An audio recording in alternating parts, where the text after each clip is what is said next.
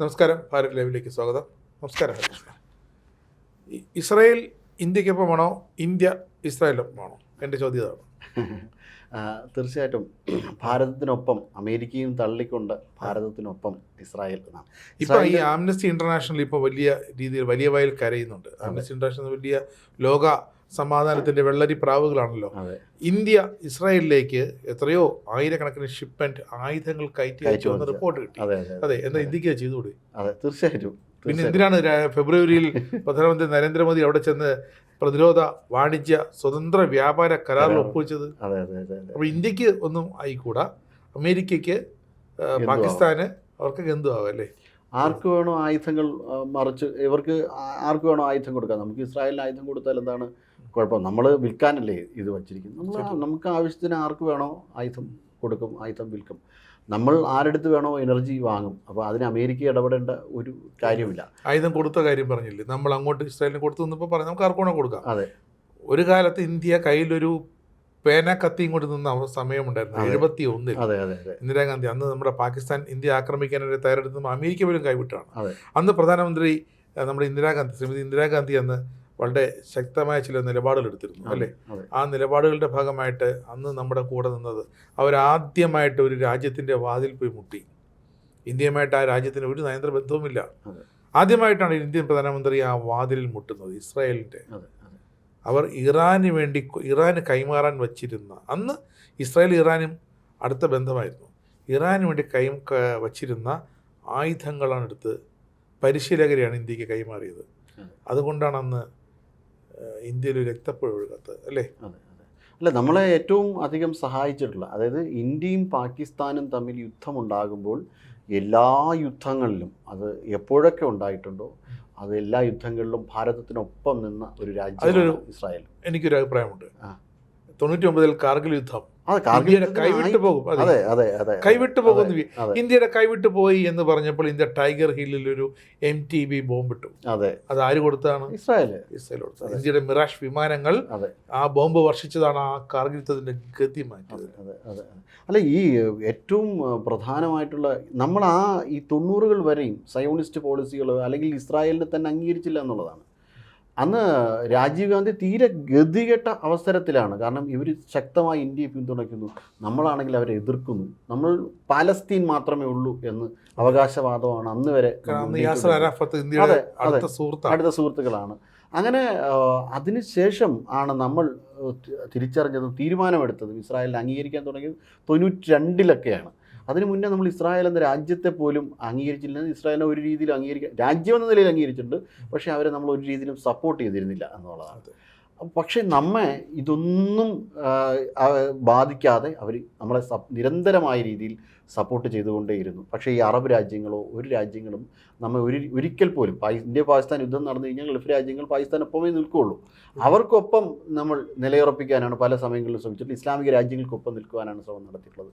പക്ഷേ ഇസ്രായേൽ അത് നന്ദി സൂചകമായിട്ടാണ്. ലോകത്തിൻ്റെ പല ഭാഗങ്ങളിലും ഇസ്രായേൽ ആക്രമിക്കപ്പെട്ടിട്ടുണ്ട്. ആ ആക്രമിക്കപ്പെട്ട രാജ്യങ്ങളിൽ നിന്നൊക്കെ വ്യത്യസ്തമായിട്ട് നമ്മളാണ് അവരിവിടെ കടന്നു വന്ന അന്നു മുതൽ അവരൊരു സഹോദരന്മാരായി കണക്കാക്കിക്കൊണ്ട് സംരക്ഷിച്ചു പോകുന്നു. 13-ാം നൂറ്റാണ്ടിൽ ഇസ്രായേലിലെ ഒരു പ്രിൻസ്, ഒരു കച്ചവടക്കാരന് ഒരു രാജകുമാരൻ എന്ന പദവി പോലും നമ്മൾ കൊടുക്കുകയുണ്ടായി.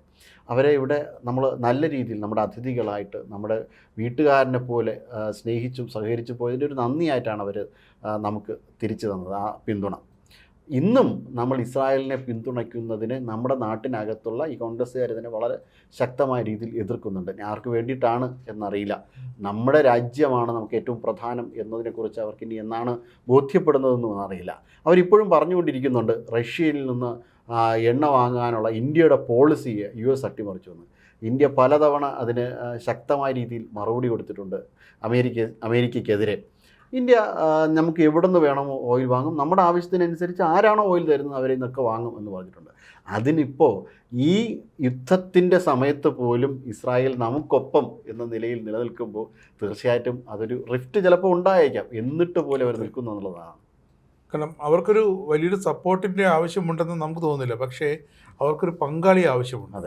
ഇന്ത്യയെ പോലുള്ള വൈവിധ്യമാർന്ന ഉൽപ്പന്നങ്ങൾ കയറ്റുമതി ചെയ്യാൻ തയ്യാറായി നിൽക്കുന്നൊരു രാഷ്ട്രത്തിൻ്റെ സ്വതന്ത്ര വ്യാപാര കരാർ, പിന്നെ ഈ പ്രതിരോധ കരാർ എന്ന് ഇന്ത്യയിൽ ഒരുപാട് സ്റ്റാർട്ടപ്പുകളുണ്ട്. ഡിഫൻസ് സ്റ്റാർട്ടപ്പുകൾ. ഈ സ്റ്റാർട്ടപ്പുകളെല്ലാം ഓരോ ആയുധങ്ങളുടെ കമ്പോണൻസ് ഉണ്ടാക്കുന്നുണ്ട്. ഈ കമ്പോണൻസ് ഇസ്രായേൽ ഇന്ത്യയിൽ ഉണ്ടാക്കി അവിടേക്ക് എടുത്ത് അസംബിൾ ചെയ്ത് ആയുധമാക്കുന്നു. പിന്നെ ഇന്ത്യയുടെ പല ആയുധങ്ങളും ഇപ്പം നമ്മൾ യുദ്ധത്തിലൊന്നും പങ്കെടുക്കാറില്ല അല്ലേ. ഇന്ത്യ ആകപ്പാടെ പാകിസ്ഥാനുമായിട്ട് ഇപ്പോൾ ചൈനയുമായിട്ട് അധികം പ്രശ്നങ്ങളൊന്നുമില്ല. ഗൽവാൻ ആ വിഷയം കടന്നുകയറ്റം പിന്മാറിയ ശേഷം ഇന്ത്യയും ചൈനയുമായിട്ട് പ്രശ്നങ്ങളില്ല.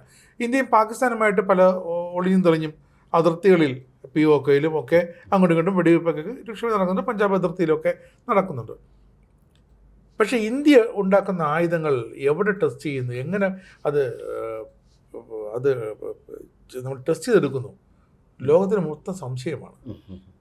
അറിയണം, ഈ ആയുധങ്ങളെല്ലാം ഇസ്രായേലാണ് ടെസ്റ്റ് ചെയ്യുന്നത്. അതൊരു പരമരഹസ്യമായ അനൗദ്യോഗികമായ കാര്യമാണെങ്കിലും ഇസ്രായേൽ അവരുടെ പല മേഖലകളിലായിട്ട് ഇന്ത്യയുടെ ഓരോ വെപ്പൺസും ടെസ്റ്റ് ചെയ്ത് അതിൻ്റെ കപ്പാസിറ്റിയും ശേഷിയും ഒക്കെ പറഞ്ഞു കൊടുത്ത് അത്തരത്തിലൊരു പ്രതിരോധ ഒരു സഹകരണ നിലപാടാണ് ഇന്ത്യയും ഇസ്രായേലും തമ്മിൽ. അതുകൊണ്ടാണല്ലോ പ്രധാനമന്ത്രി ഈ ഫെബ്രുവരിയിൽ നെതന്യാഹുവിനെ കാണാനായിട്ട് ഇസ്രായേലിലേക്ക് എത്തിയത്. പിന്നെ മറ്റ് നിലപാടുകൾ എന്തൊക്കെയാണ്? ഈ അമേരിക്ക വളരെ കണ്ണിങ് ആയിട്ടുള്ളൊരു രാജ്യമാണ്. ഇപ്പോൾ ഇസ്രായേലിനെ അവരൊപ്പം നിർത്തുന്നു എന്ന് വേണമെങ്കിലും തള്ളി പറയാം. ഇപ്പോൾ തന്നെ ന്യൂയോർക്കിൽ വന്നിറങ്ങുന്നതിന് ബെഞ്ചമിൻ നെതന്യാഹുവിന് വിലക്കുണ്ട്. വന്നാൽ അറസ്റ്റ് ചെയ്യുമെന്നും യുദ്ധ കുറ്റവാളിയാണെന്നുമാണ് അവിടുത്തെ മേയർ മംദാനി പറയുന്നത് അല്ലേ. മംദാനിയും ട്രംപും തമ്മിൽ ഉടക്കാണ്. പക്ഷേ ഈ ഒരു വിഷയത്തിൽ ഇരുവരും ഒരുമിച്ചേക്കാം. അപ്പോൾ ഇസ്രായേലിന് അമേരിക്ക അങ്ങനെ അങ്ങ് വിശ്വാസവുമില്ല. അല്ല, അമേരിക്കയെ ലോക രാജ്യങ്ങളിൽ ആർക്കും തന്നെ വിശ്വസിക്കാൻ പറ്റില്ല. ഇന്ന് എടുക്കുന്ന നിലപാടായിരിക്കില്ല ചിലപ്പോൾ നാളെ എടുക്കുന്നത്. വളരെ സൗഹൃദത്തിലിരിക്കുമ്പോൾ തന്നെ അവർ നേരെ തിരിയാനും വഴിയുണ്ട്. അപ്പോൾ ഇന്ത്യക്കെതിരെ അവർ ആ രീതിയിലല്ലേ വളരെ സൗഹാർദ്ദപരമായിട്ടാണ് ഇന്ത്യയും അമേരിക്കയും മുന്നോട്ട് പോയത്. പക്ഷെ അവർ പറയുന്ന രീതിയിൽ അവരാഗ്രഹിച്ചിരുന്നൊരു സ്ട്രാറ്റജിക്കൽ ഇൻഡിസ്പെൻസിബിൾ പാർട്ട്ണർ എന്ന നിലയിലാണ്. അവരുടെ എല്ലാ ആവശ്യങ്ങളും നിറവേറി കൊടുക്കുന്ന, അവർ പറയുന്നത് ഈ പാകിസ്ഥാൻ ചെയ്യും പോലെ ഒരു ബ്രോക്കർ രാജ്യം എന്ന നിലയിൽ ആണ് ഇങ്ങോട്ട് സമീപിക്കാൻ വന്നത്. പക്ഷേ നമ്മളെ സംബന്ധിച്ചിടത്തോളം നമുക്ക് ആത്മാഭിമാനമുണ്ട്, നമ്മുടെ പരമാധികാരത്തിൽ വിശ്വാസമുണ്ട്. അതുകൊണ്ട് തന്നെ നമുക്ക് ഇവരുടെ ആരുടെയും തന്നെ വാക്കുകളും അഭിപ്രായങ്ങളും കേൾക്കാൻ താല്പര്യമില്ല. നമുക്ക് നമ്മുടേതായ തീരുമാനങ്ങളുണ്ട്. ഇന്ത്യ അങ്ങനെ തന്നെയാണ് നിലകൊണ്ടത്. ഇപ്പോൾ 2014 വരെ ഇന്ത്യയുടെ നയം എന്ന് പറയുന്നത് ചേരിചേരാ നയമാണ്. പക്ഷേ ചില സമയങ്ങളിലൊക്കെ ഏതെങ്കിലുമൊക്കെ ചേരിയിലുണ്ടായിരുന്നു. പക്ഷേ 2014 ശേഷം ഇന്ത്യ എല്ലാ ചേരിയിലുമുണ്ട്. നമുക്ക് ആവശ്യമുള്ള ആൾക്കാരുമായിട്ട് എല്ലാം നമ്മൾ ബിസിനസ് ചെയ്യും. അത് അമേരിക്കയല്ല, ആരെതിർത്താലും. ഈ എസ് ജയശങ്കർ പറഞ്ഞൊരു പോളിസി ഉണ്ടായിരുന്നു, ഒരു വെസ്റ്റേൺ സെൻട്രിക് അല്ലെങ്കിൽ യൂറോപ്യൻ സെൻട്രിക് വേൾഡിലേക്കോ അമേരിക്കൻ സെൻട്രിക് വേൾഡിലേക്കോ അല്ല നിങ്ങൾ ലക്ഷ്യം വയ്ക്കേണ്ടത്. അത് അവരുടെ മാത്രം ആഗ്രഹങ്ങളാണ്. ഇന്ത്യ മുന്നോട്ട് വയ്ക്കുന്ന തീരുമാനം എന്ന് പറയുന്നത് ഇന്ത്യയുമായി ബന്ധപ്പെട്ട രീതിയിൽ ഇന്ത്യ സെൻട്രിക് ചെയ്തിട്ടുള്ള തീരുമാനങ്ങളാണ് ഇന്ത്യ എപ്പോഴും കൈക്കൊള്ളാറുള്ളത്.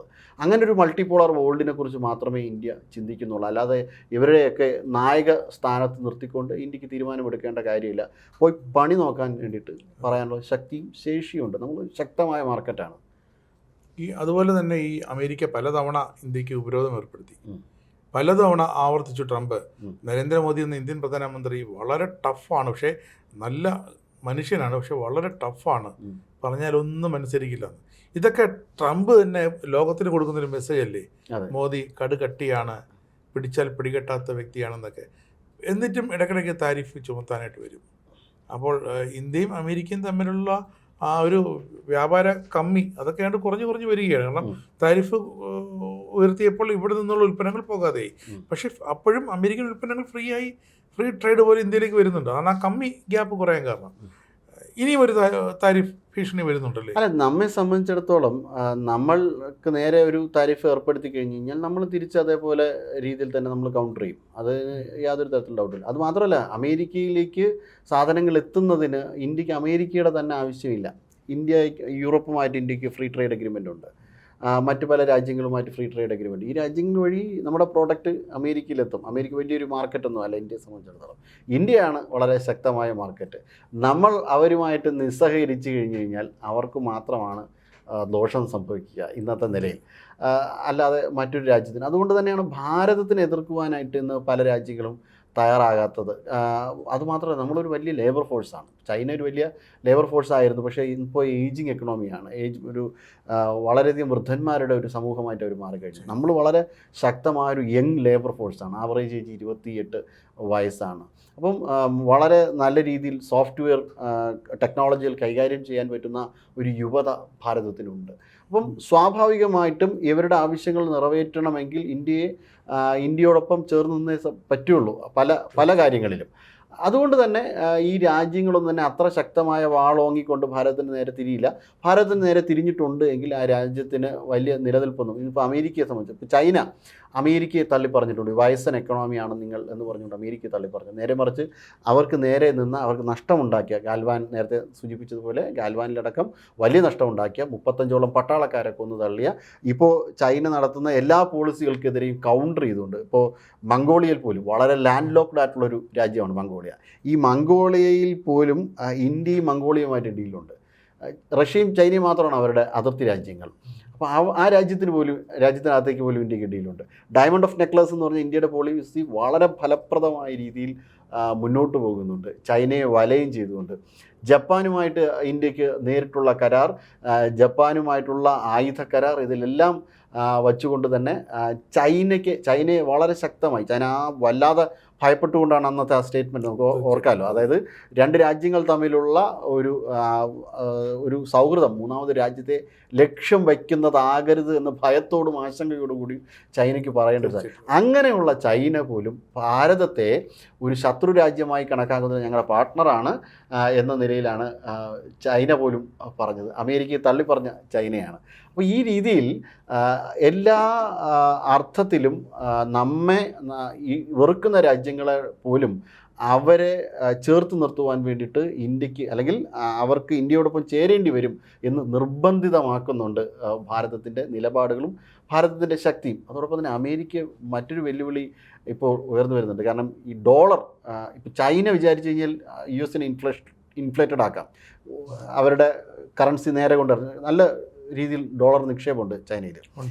അതോടൊപ്പം ഇന്ത്യയെ സംബന്ധിച്ചും ഇന്ത്യയുടെ മറ്റൊരു കാര്യം തന്നെ, ഇന്ത്യ ട്രേഡ് ചെയ്യുന്നത് അല്ലെങ്കിൽ ഇന്ത്യയുമായി സൗഹാർദ്ദപരമായി നിൽക്കുന്ന രാജ്യങ്ങൾ ട്രേഡ് ചെയ്യുന്നത് ഡോളറിലല്ല എന്ന് പറഞ്ഞു കഴിഞ്ഞാൽ ഇപ്പം ചൈനയും റഷ്യയുമായിട്ടുള്ള ഡീൽ അനുസരിച്ച് ബംഗ്ലാദേശും ചൈനയും റഷ്യയുമായിട്ടുള്ള ഡീൽ അനുസരിച്ച് ഇപ്പോൾ അവർ ഇന്ത്യൻ രൂപയിലാണ് വിനിമയം നടത്താൻ വേണ്ടിയിട്ട് തീരുമാനിച്ചിരിക്കുന്നത്. ഇങ്ങനെ ഇന്ത്യയുടെ അതിർത്തി രാജ്യങ്ങൾ രൂപയിൽ വിനിമയം നടത്താൻ തീരുമാനമെടുക്കുമ്പോൾ ഡോളറിൻ്റെ ശക്തി നാൾക്ക് നാൾ താഴോട്ട് പോകും. അപ്പം അതുകൊണ്ട് ഈ അഹങ്കാരം അധികം നാളൊന്നും നിലനിൽക്കില്ല. അമേരിക്കയെ ലോകത്തിലെ പല രാജ്യങ്ങളും വിശ്വാസത്തിലും എടുക്കാൻ പറ്റാത്തതുപോലെ തന്നെയാണ് ഇസ്രായേലും വളരെ സംശയത്തോടു കൂടിയാണ്. കാരണം പീസ് ട്രീറ്റിയിൽ ഒരു ആവശ്യവുമില്ലാതെ പാകിസ്ഥാനെ പിടിച്ചു ചേർത്തു. പാകിസ്ഥാൻ എന്ന് പറയുന്ന രാജ്യം ഹമാസിൻ്റെ ഉറ്റ തോഴനാണ്.